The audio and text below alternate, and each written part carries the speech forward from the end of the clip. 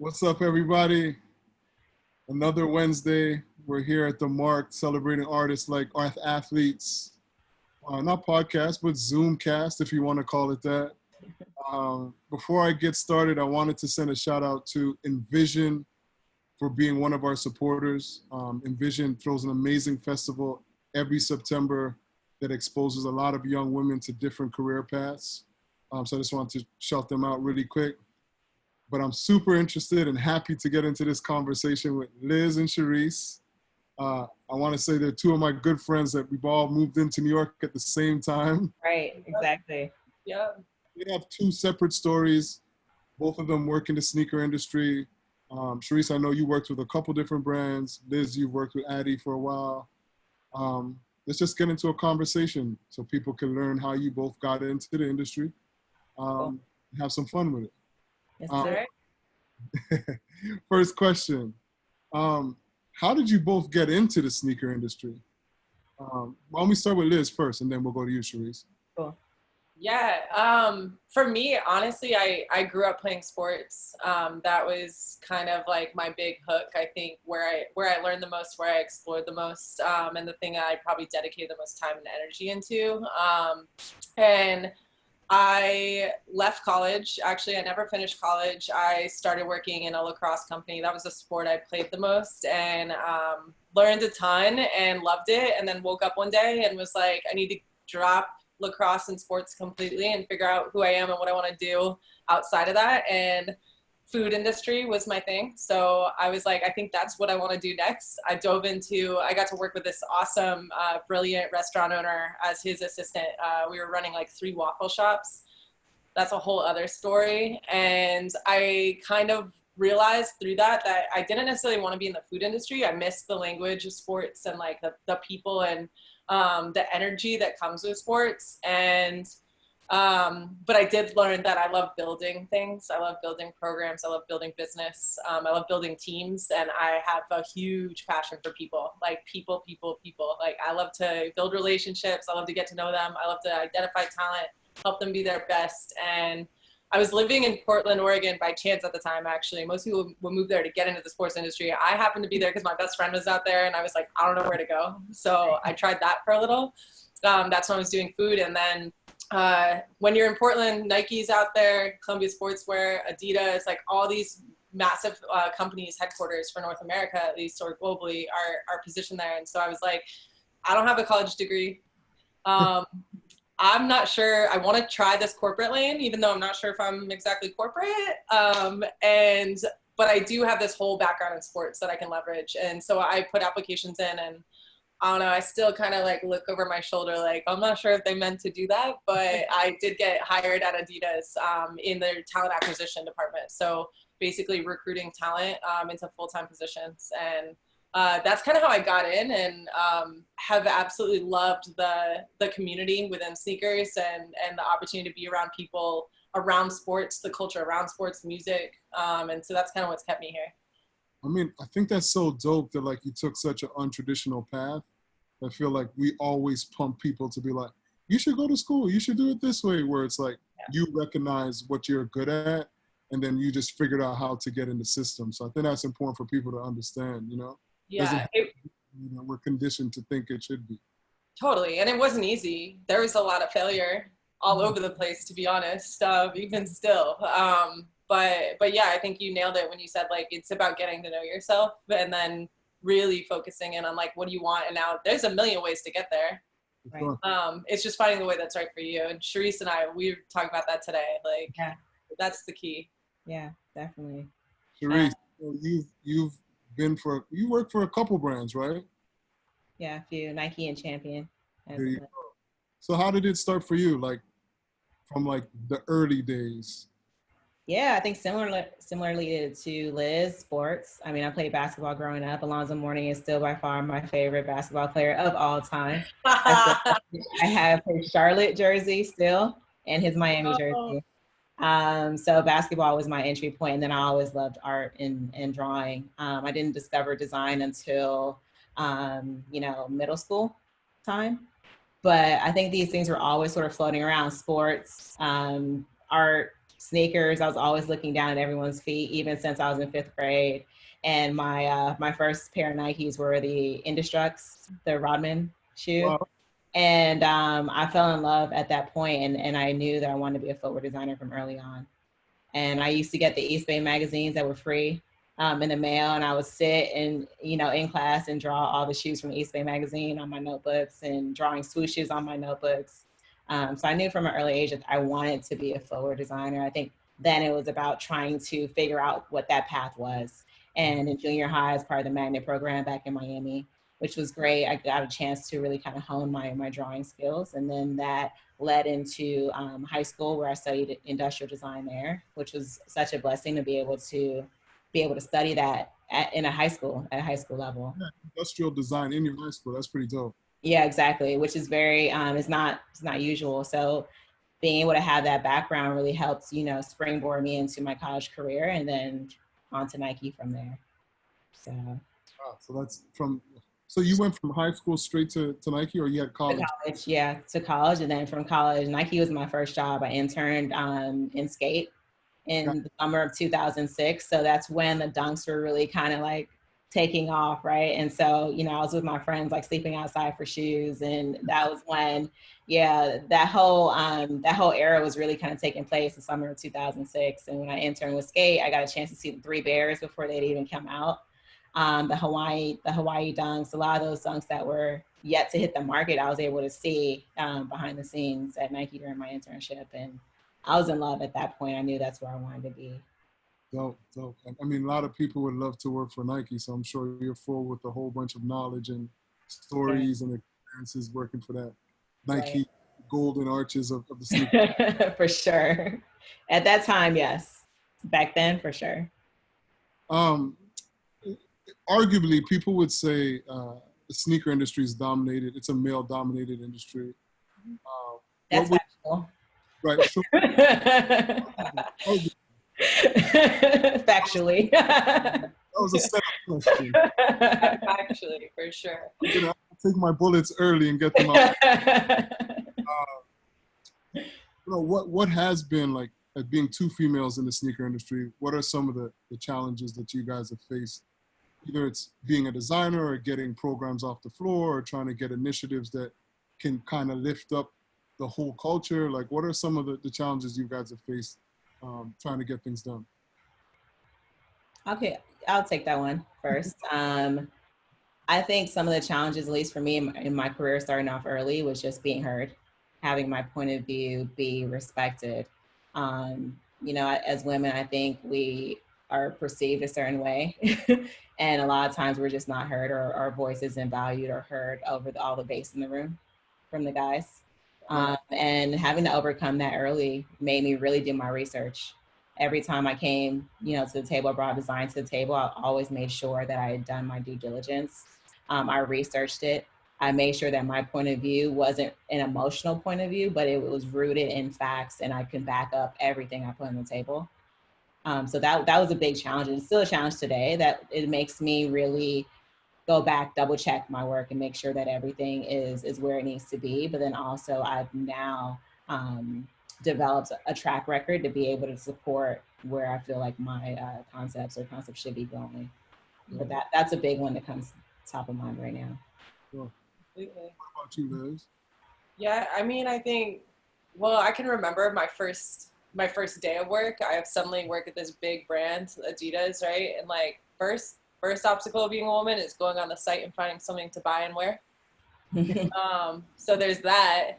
That was a little, the product alone, like we're not represented. So there's that piece. And then you're working for this brand. So it's like already what we're showing to the outside world at these big brands is not representative, or not representing the women, and then we're on the inside now, right? Mm-hmm. So there's that piece to it. I think that always like says something, and then you walk into a room and typically at the table, it's gonna be mostly men. So there's, how do I interject in this conversation? How, like, everyone's laughing and joking about something that I don't know about or I don't care about, but it seems like they, the voices are given to the people who are involved. And how do I navigate that even socially, and then within a professional environment at the same time. And then I think for me personally, I'm in HR.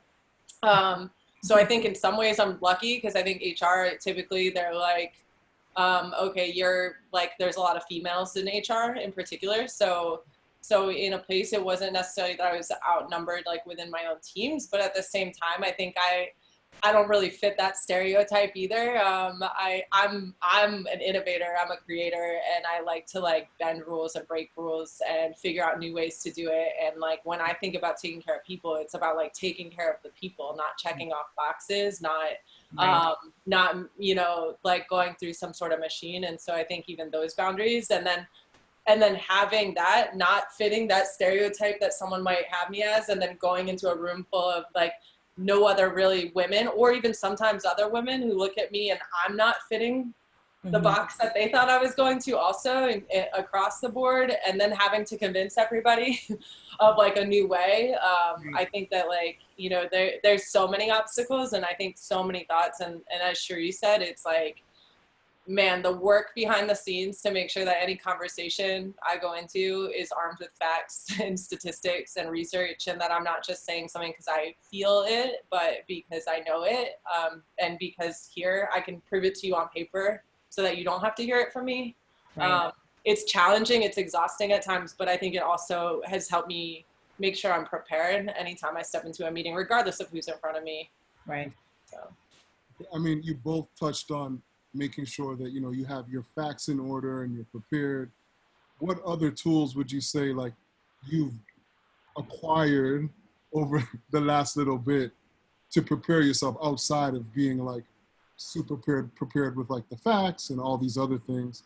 If you had to like lend it to other people, because what I think is interesting was we're speaking about the sneaker industry right now, but it's very much transferable in every single industry.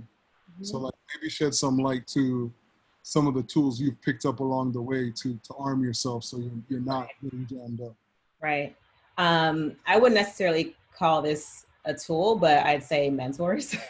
You know, mentorship is huge. I think especially for people starting off in the industry or trying to go from one level to another level, there's so much about that environment that you just don't know. And a lot of things aren't written on the walls. You're not going to find it in a playbook somewhere. It really exists in the minds and experiences of more senior people.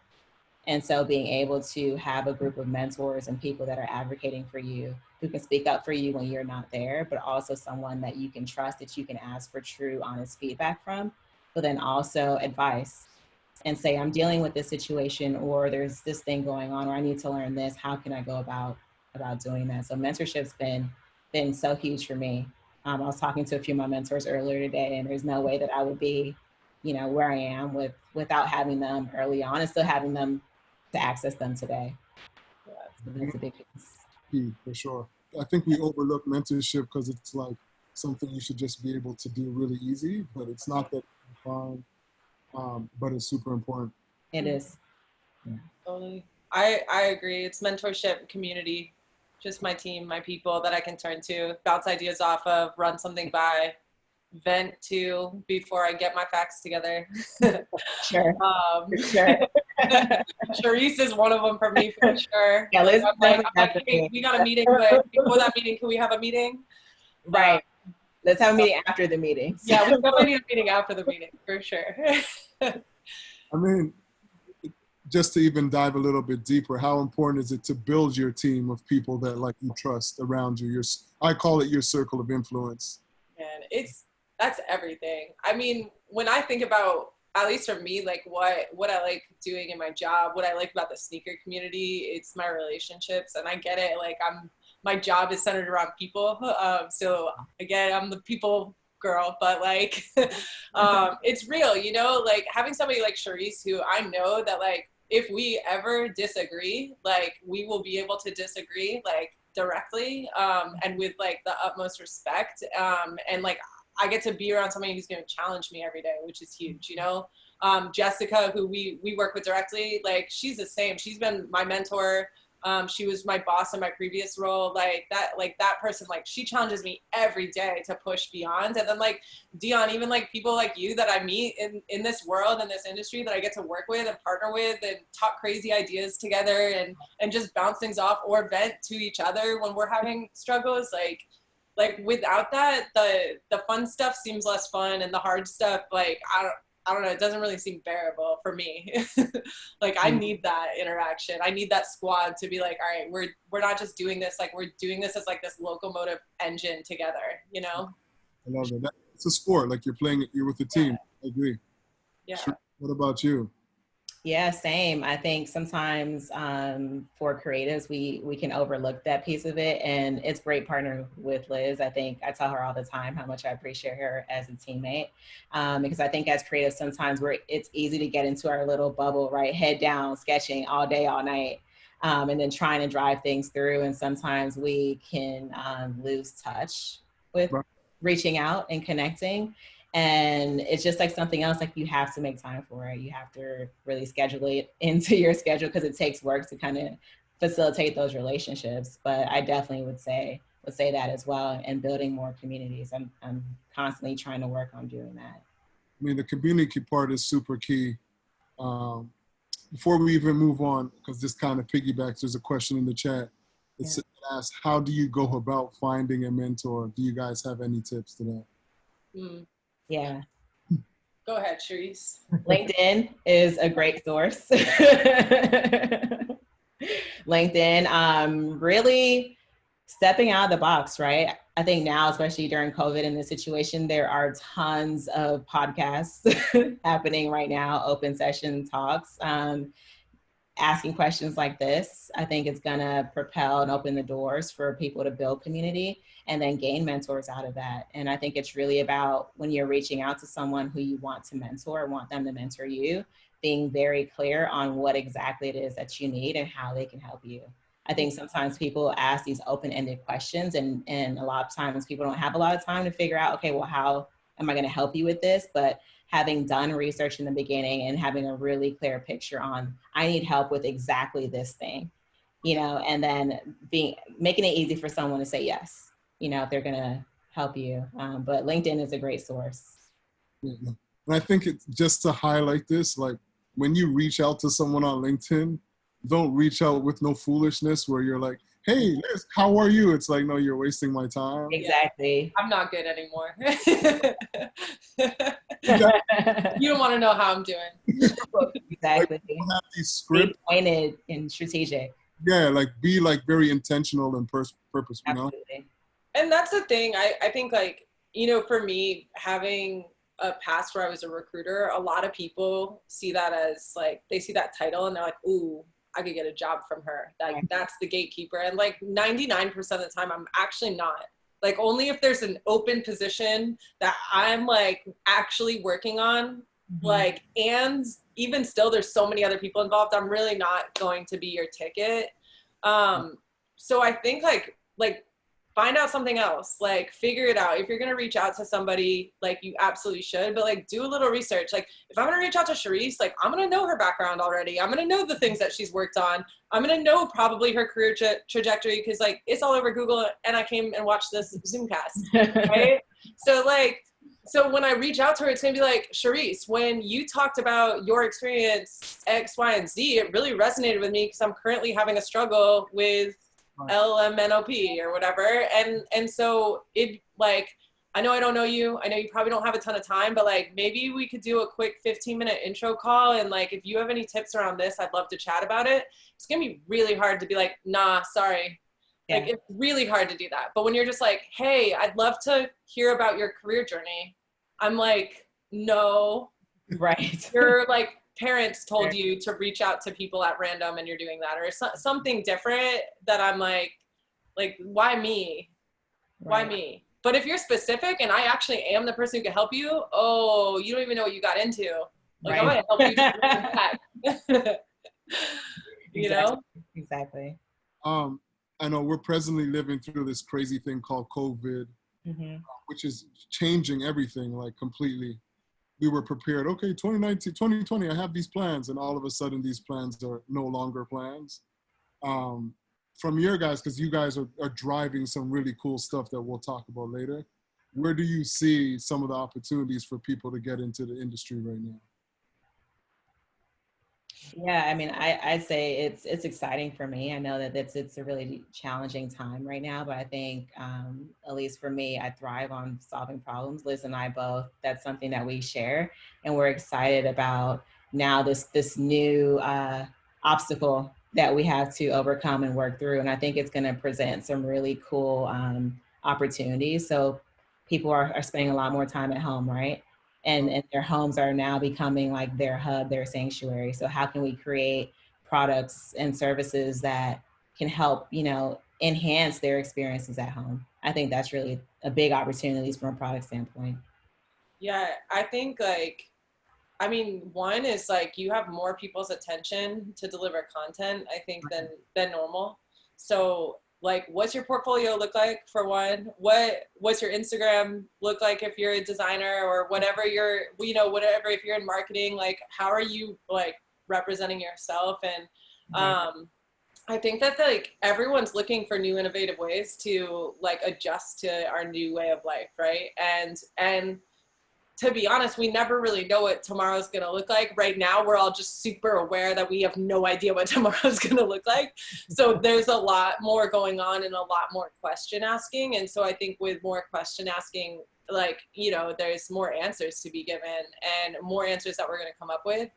I'm particularly passionate around the educational side of it. So like, listening to how universities are acting, reacting, what's happening there. And I think like, like this digital versus physical interaction, how the two continue to evolve and work together and work against each other. I think that like there's opportunities everywhere, specific to like a unique career.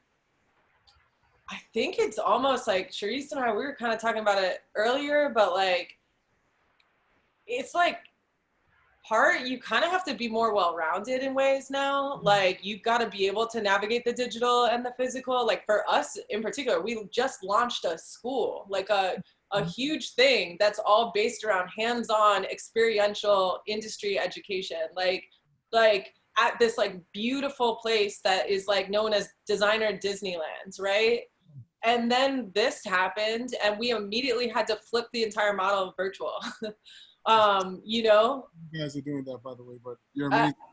But I think that that's the cool thing is we're learning so much right now of like, oh, there were parts of the physical world that weren't actually awesome, and there's parts of the virtual world that aren't awesome, but also like some that are really awesome. And like think about a world where we could merge the two, or think about a world where like we could actually open up and expand like even more because of the virtual opportunity. Like I think there's going to be an interesting balance between quantity and quality.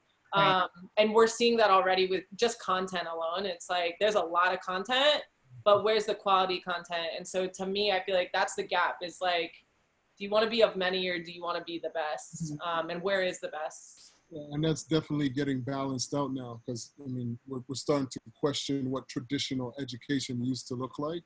Right. Now, because like you could It's jump. about time. Yeah, like you could jump on this Zoom chat. You might learn more shit tonight than you did for that 5,000 hours you played for.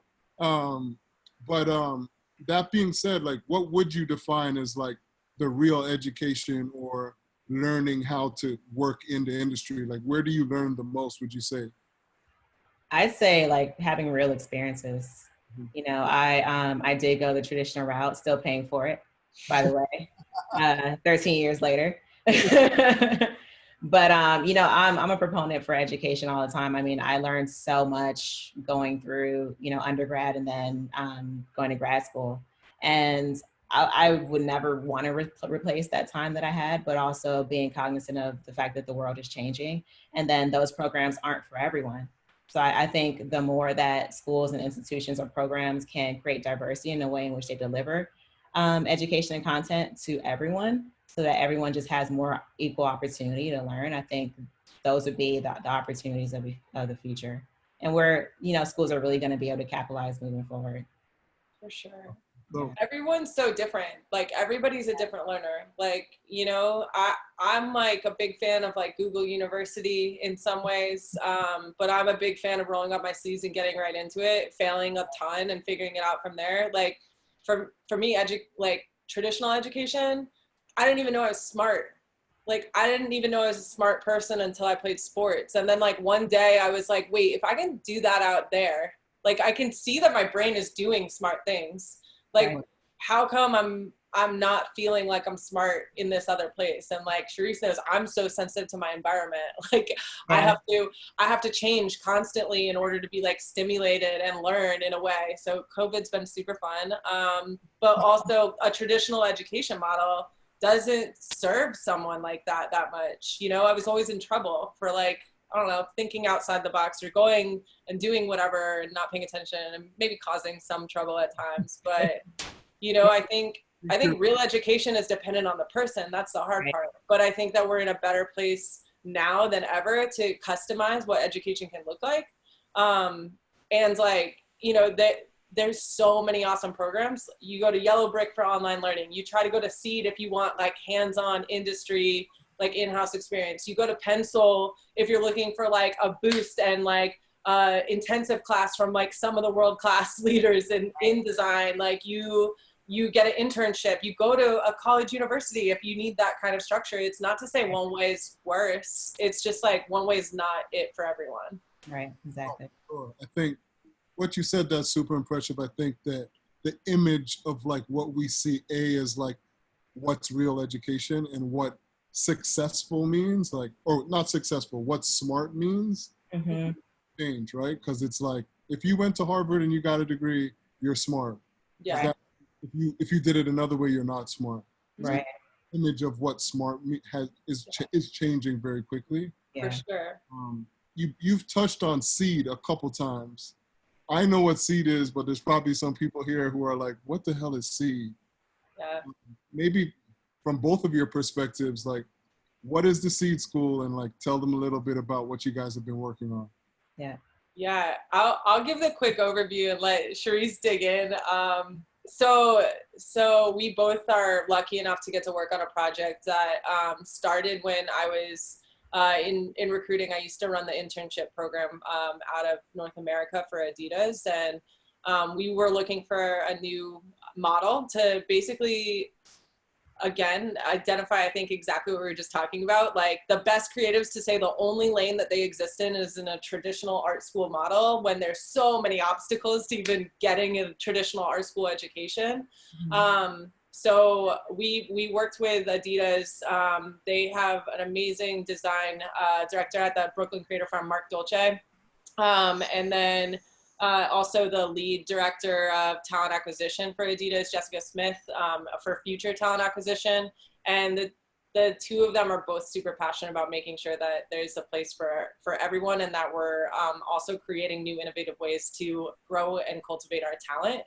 And so Seed basically was born to be an alternative to a university model. So Seed stands for School for Experiential Education in Design.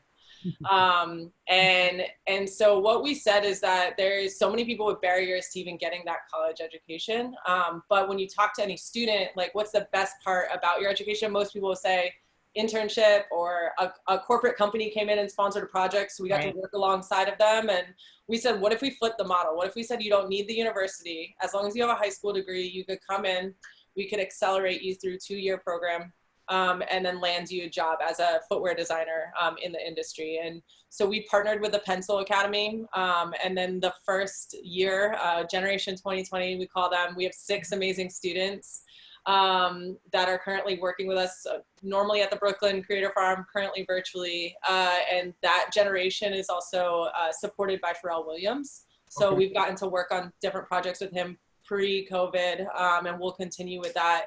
And we made it a footwear design program for women in particular. And it kind of goes back to the earlier question, but like part of the tough part about our industry is like there's not enough representation for women on the inside. And in design, it's even less. And when you talk about footwear design in particular, the numbers are so low.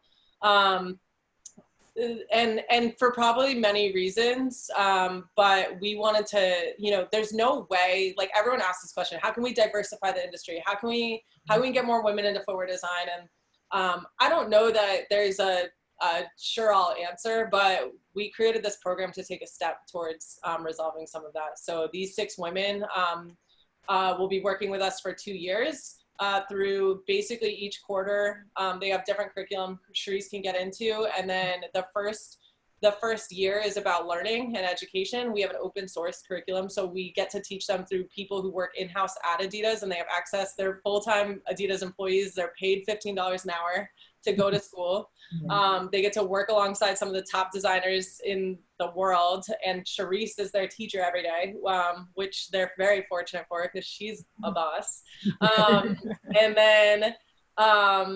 then after year 1, they go into more of a rotational model. So it mirrors more of an internship where they'll actually be placed with different teams in the company at Adidas and work on actual projects with those teams and rotate and potentially even get to go to another location outside of Brooklyn, learning and grooming themselves before being placed into a full-time design role. So it's super extensive. It's year 1, so we're piloting it and we're learning and growing as we go, but it's been really great so far. Yeah. And Cheress directs all things design, so she can tell you a little bit more about what that curriculum is. Yeah. No, Seed is everything I think my career has been leading up to. Like I said, I started off at Nike. I was there for almost 10 years and it was my dream job. And, you know, I walked away one day and moved back to South Florida to Miami because I felt like my career had hit a wall in a bit. And I'd done a lot of things that I wanted to do, but there wasn't a path forward. And I wanted to be able to use my voice more. I wanted to be able to teach more. I wanted to be able to mentor more. And I just wasn't able to do that in the capacity that I was in. So I took a step back, went back to South Florida, started teaching at my old high school. I taught design there. I taught some college design classes and wanted to get back into doing some design work. And so I worked at Champion for a little bit out of Boca Raton. And, you know, I got the call from Liz and Mark and Jessica with Dwayne on the side. They told me about this great program. And, you know, I think for me to come back into a corporate structure like this, it would have had to have been for something like this. You know, and to move from South Florida, which I thought I would never leave when I got back there, then to move up to Brooklyn, and I did that in January, you know, it had to have been for something so amazing as this. And, you know, what we're doing here is really going to change, you know, what our industry looks like moving forward. And I'm excited to see how we're going to continue to grow and all the lives we're going to be able to be touched from the work that we're doing here every day. But we're touching all the points of design within products. So footwear, color, and materials, graphics, apparel. So we're going to be doing all of this, exposing our designers to those paths. I mean, before I even ask the next question, I take my hat off to you guys because you're doing some really cool but hard work. Mm-hmm. That, you know, it will show dividends later on, but like sometimes people just don't understand how hard it is to get these initiatives into like the universe. So I congratulate you guys. Good job. Keep pushing, even though we're in COVID and I know this shit is hard. Right. Right. Yeah. But, you know, I always say this to like even the students at Yellowbrick. We see the end of the line. So like they see Seed right now and people be like, oh my God, this shit is amazing. Cool. But like speak to some of the highs and the lows to get to this point where like it's actually time to do some stuff. Right. Because a lot of times people don't shed light on like, how did you get here? So maybe speak to like, I know Liz, we've talked about it a couple times, but like the ups and the downs of getting to the point where this is a real thing right now. Yeah, I mean, Dion, this was at least a year of just work and planning before we even brought the idea up to anyone, you know? Right. So like, I think when you just think about that, it's like corporate structures are huge and massive. And I'm really, I mean, the reason I chose to work with Adidas is like, I met some of the people there and I was like, whoa, like you guys are good people. Like, right. Like I love everyone I work with. The leaders that we get to work with, I mentioned Mark and Jessica, they're amazing. So like, it's never a question of like someone's not going to let us do something for a reason, but like you're moving a global like just Goliath. Like it is this huge, massive company, and there's so many ways in which things work. So when you change something, it affects not just like your little world, but like literally the whole world. Right. So I think one of the hardest parts was like, okay, where do you do this thing? Like, who is involved in it? Like, what is it going to cost? How are we going to show a return on investment of something that doesn't exist yet? Like, and something like education that's not going to pay out until long term, right? How are we going to show that, like, when we have, you know, sneakers going on shelves and being sold, that like we actually need new people to come in and build and make sneakers to go on shelves to be sold? You know, it's really hard things that I think like just that, like the strategizing and the figuring out who, where, what, how, when, that's insane hard. Those were a lot of sleepless nights. And like, again, like huge props to like Jessica Smith really helped lead that whole charge from inside Adidas, and Mark Dolce was such a strong advocate from day one. That part I think made it a lot easier. So yeah, I mean, I think like the recruiting process for me, I'll just say like the highs is like, I have like a no bullshit approach. Sorry if I'm allowed to say bullshit or not, I don't know. I just said it twice, there we go. So like I'm no BS. Like I want to know who you actually are. Everything about our system, everything about our world has stripped you down and tried to tell you to not be who you are, actually. To actually, if you want that, you got to act this way, you got to do that. Right. So my favorite part is that I'm pretty good at getting people to be themselves. Or at least making them feel comfortable enough to like maybe let their guard down a little bit with me. I certainly will be my full self around you. Sorry in advance. Dion's laughing because he's seen a lot of Cheress. I see you. She's laughing too. She's like, that's the truth.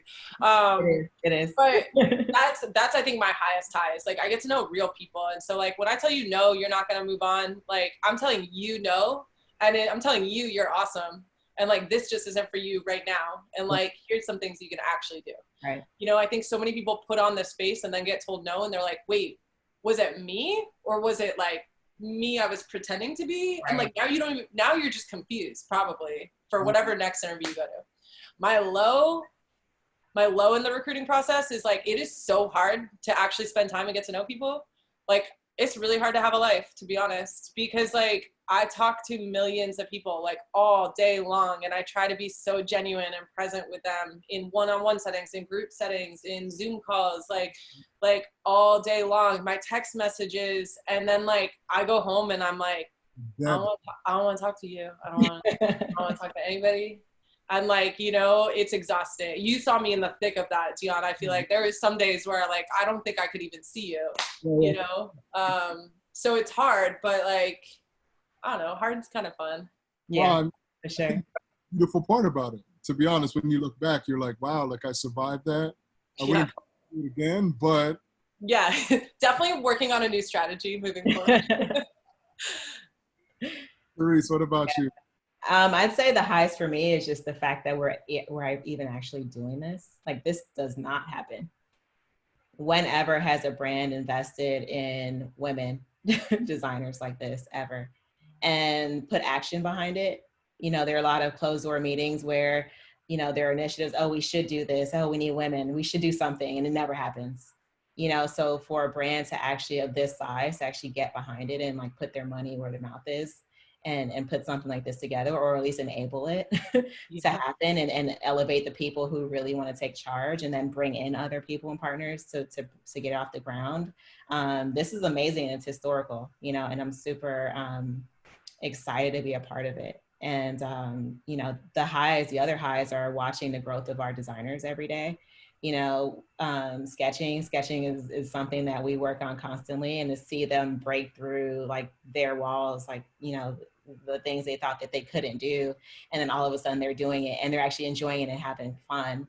That's amazing. Those are those highs we see every day, and we see that incremental growth every day. You know, some of the lows, Liz and I agree on this, like we're running on passion all the time. You know, and we go hard. And I think we crashed and burned last week, and we need to take a few days off and recuperate. But I think for us, we learned that we didn't take a break after we hit the wall, you know, and that's where it's like, okay, let's take a step back. Let's recalibrate. What do we need to do moving forward so that we can maintain, you know, the energy and the passion that we have to keep going, to keep pushing, because there's so much more to do. And we have so many great opportunities coming our way and so much great support inside and outside. You know, we want to make sure that we're healthy, you know, our team's healthy to keep going, keep making those great things happen. So wait, so since you guys have gone live, you haven't taken a break, like you've just been doing last week. Yeah. And Cheress only got half a break, really. I was on full. Well, I remember when we were trying to book you guys for this. Yeah, we were like, not that week. Right, exactly. But you know what? It's interesting because I feel like a lot of people go hard at what they love. Exactly. The side of passion that we don't speak about. Mm-hmm. You could dive all the way in your passion and just be, I'm going to do this for 20 hours a day. Yeah, sure. And then not recognize when you're burnt out. I've burnt out on things I love already, like in life. Like the sport of lacrosse, like I haven't touched that in years now. Like, and that was my everything. Like, you know, but sometimes too much is too much, you know? Get it. My question is, like, everyone finds balance in a different way, or if you even believe in balance, what are some of the tricks that you use to stay balanced? Liz. Burritos. Yo, I'm all over the place. So I'll tell you, like, yeah, like, again, like my friends, I think I can talk particularly in this moment with like COVID balance. So like I've rediscovered the art of playing. Like anyone who knows me knows, like, I like to have fun even in the worst scenarios. Like I'm gonna make it fun for sure. Sometimes like I get in a little too much trouble because I try to make it too fun. But I skateboard, I got rollerblades. I've got like a squad of people around Brooklyn who all got rollerblades now. It's pretty funny. Like, and we're starting to develop a little, like, you know, I'm like, I see you. Like, we're in that COVID blade gang. So that's been really fun. I'm running now, like, hate running, completely hate running, but like apparently like it now. It's always exercise and play, like being in one place. So like I have to get out and move. That's like what clears my brain the most. I think that's what like resets my heart the most. It's where I start to like dream or like see someone walking on the street, or even just like this morning I got up early and I jogged to the Brooklyn Bridge just to like remember that like this is the most like glorious place in the freaking world. Like even in a pandemic, like that's crazy. That keeps me balanced. I write, I reflect. I ask myself the questions, like the hard questions, like the hardest questions. Like I write, Liz, who are you? Whew. And then I write, Liz, what do you want? And I answer them most days, and it changes every day, but I go with that for the day. And then like my people, you know, Cheress helps keep me balanced just by bouncing ideas off her. I have a really strong friend group within the New York community already, and then like just like my people. I make them all kind of be my family. They help keep me balanced just by chatting, talking ideas, having fun, the whole deal. Yeah. I mean, building your community, what we call the tribe, is super important. Sure. Yeah. Right. You know, the tribe. Yeah. Same for me, you know, achieving balance is like the story of my life. It's been so hard for me, I think, over my entire life, because I am so extremely passionate about my work. And it's not even like a 9-to-5 job thing for me. It is like my passion. It's my thing. And it's so hard to stop it. And I think, you know, Liz is great balance for me, because she reminds me that I do need to take a break. And reading, you can see all my books in the back, but reading is such a relaxing thing for me, and being able to turn my mind off of the work and the product and then just dream a little bit.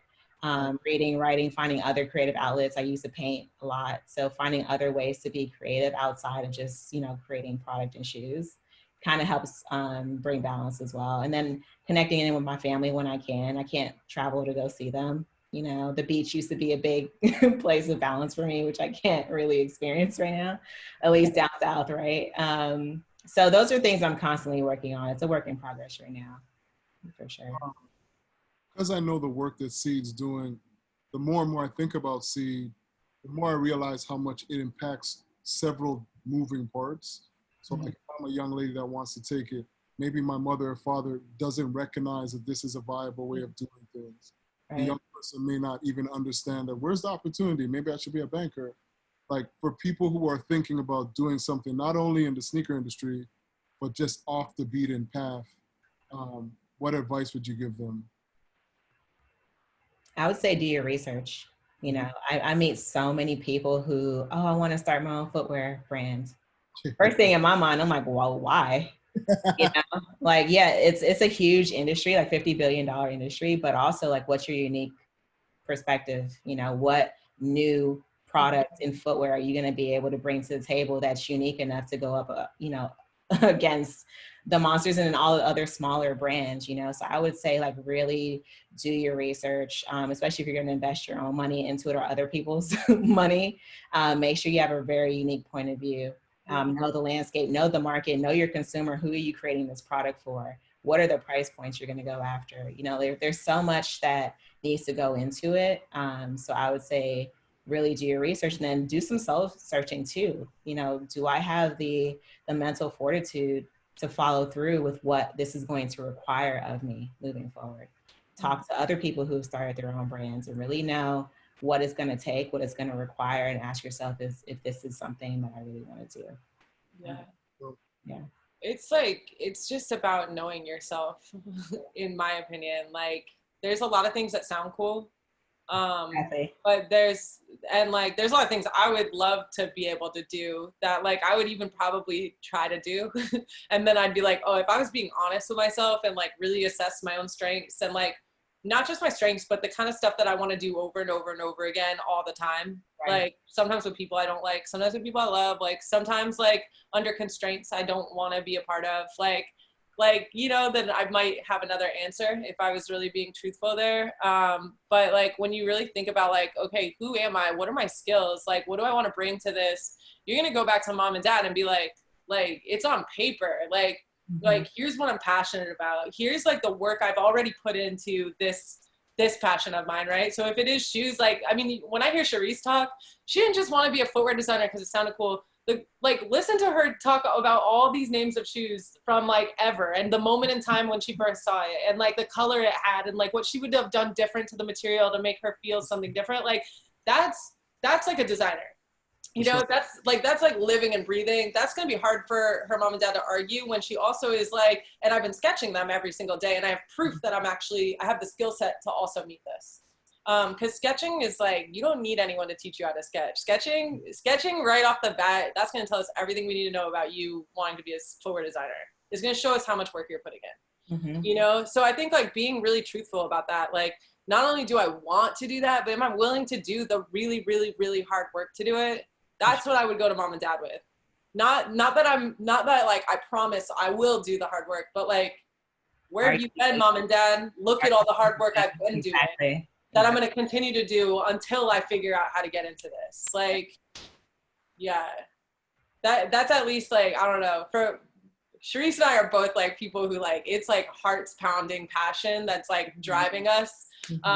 So I guess of course our answer goes a little more to that, but that's dope. Yeah. I mean, for Cheress, there's a question in here just about sketching. Like, what suggestions would you give someone to like develop that skill around sketching so they get better? Life drawing, absolutely. I tell, you know, our designers all the time, put your shoes that you have in your house in front of you and draw those. You know, there are a lot of you know, sneaker books out there now. I talked about Eastbay back in the day and sitting and drawing all the shoes that I saw on Eastbay, but drawing the shoes you see in your house, not only drawing shoes, but drawing other types of products, landscape drawing. I think we just need to be able to train our hands to move with our eyes so that we can record what we see with our eyes before we're able to record what's in our brains on paper. You know, so it's about training your hands, but then also investigating. I always tell everyone this too. Like, if you have old shoes at your house, like, take them apart, cut them up, take them apart so that you can understand what's going on the inside, so that you can start to reimagine, okay, if this part is really, you know, an irritation for me, how would I redesign this part? You know, or anyone who's played basketball, you've rolled your ankle, you know that, okay, this shoe might have some problems. You know, so if you're into sports, like, really pay attention to the shoes that you're wearing when you're playing your sport and think about, okay, well, I'm feeling some irritation here. or, you know, is not flexing like it should, and then think about how you would design it so that it performed better. You know, that's what we talk about with our team all the time, trying that out, and then how can you improve it?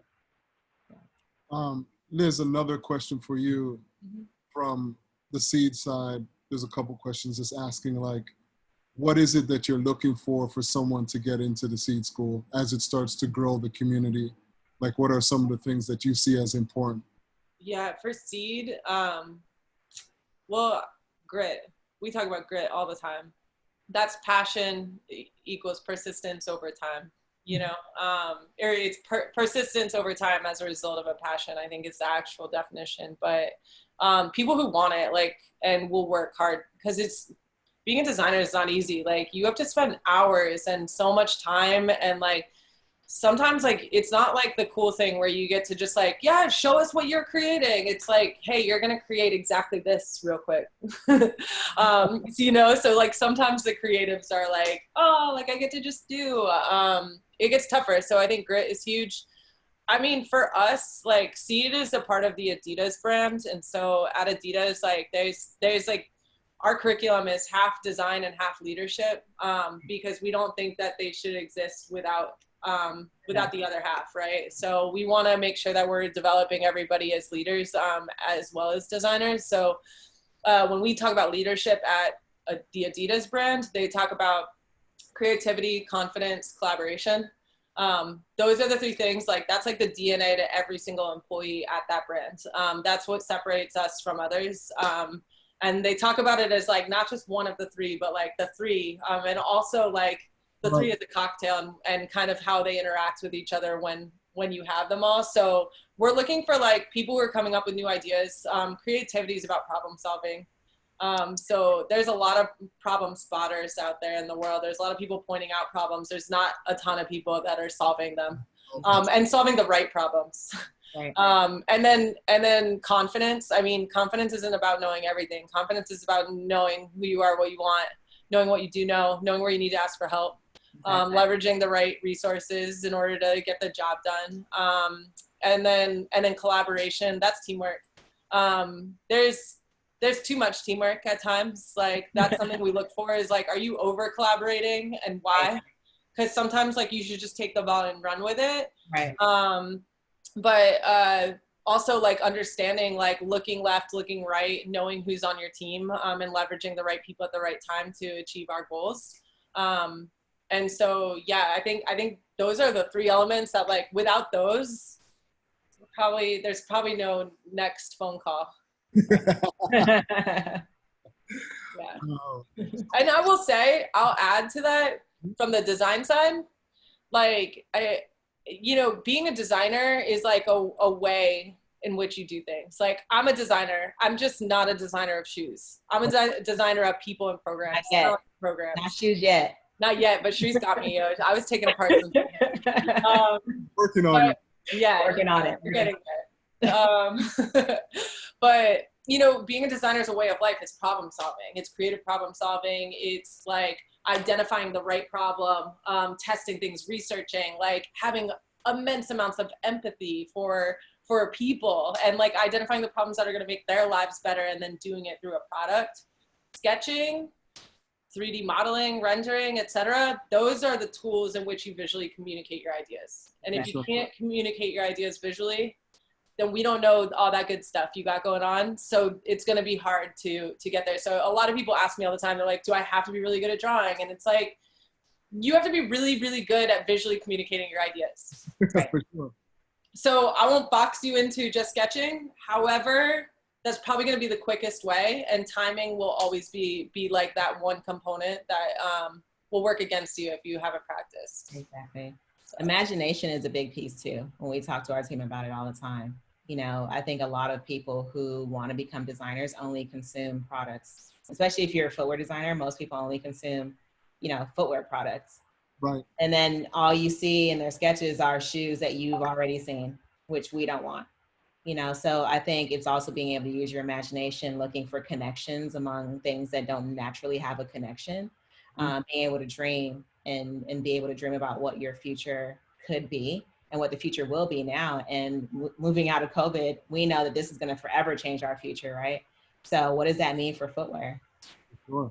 There's meat shortages right now and issues with the supply chain, right? So materials come from animals.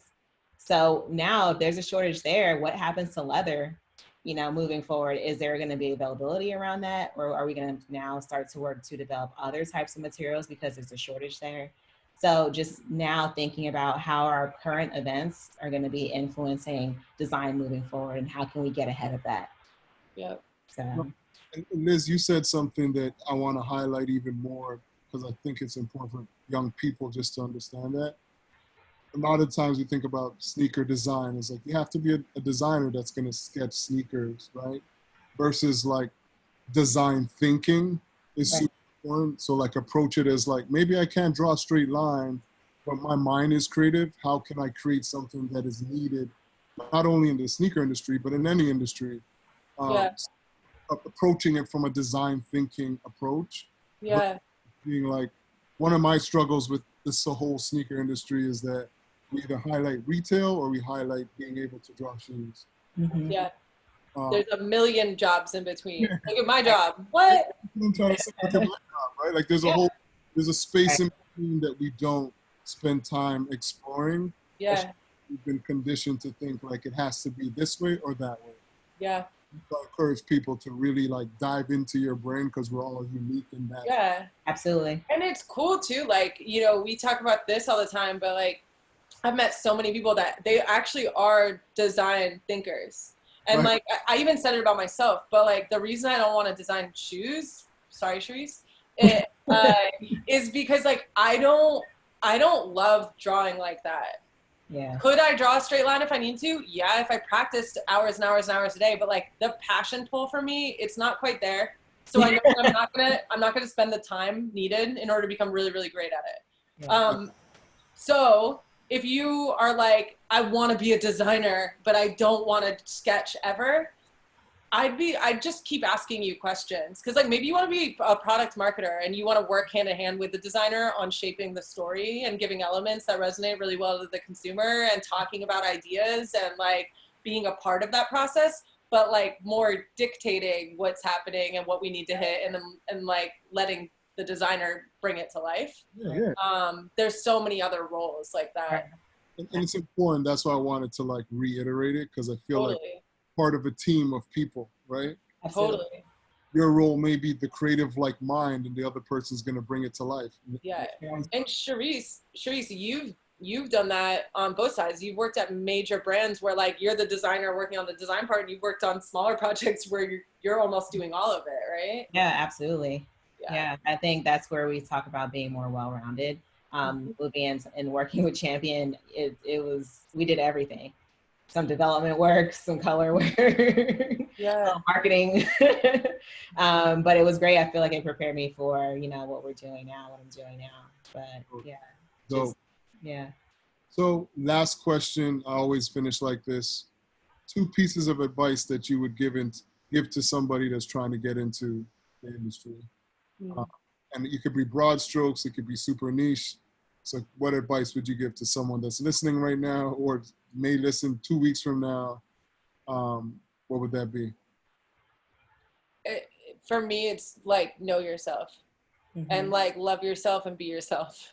Like that's the biggest thing. And then point 2 is like, this world, the sneaker community is tiny. It's tiny. Like, so reach out, be kind, ask questions. Like most people in this industry, I mean, like I came out to New York and I don't even know what I was doing. I didn't even know if this whole plan was going to work at the time. I just kind of came out here and hoped. And like Dion, Tamika, like the amount of people who brought me in arms wide open and were like, come with us. Like, we got you. Like this community is so awesome. So like, get to know yourself, love yourself, be yourself. And then like get involved, reach out. Yeah. I would say be inquisitive. We talk to our team about being curious all the time. I think that's the only way that you're really going to learn, like continuously asking questions. Why does this shoe look this way? Why does this chair look this way? Why my floor plan in my apartment, why is it laid out this way? you know, asking those questions and then doing the work to go seek and find those answers. And then, you know, coupled with that is just to make your life about learning.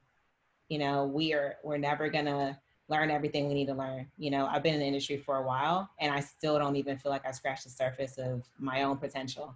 You know, and I'm so hungry to see like, man, what else can I do? Like what's on the other side of the things that I don't know, but I will know. And then what can I achieve because now I've learned that, you know, for being a lifelong learner is so important. I think that's super important that you never know enough. Like, exactly. You think you know shit, you don't. No.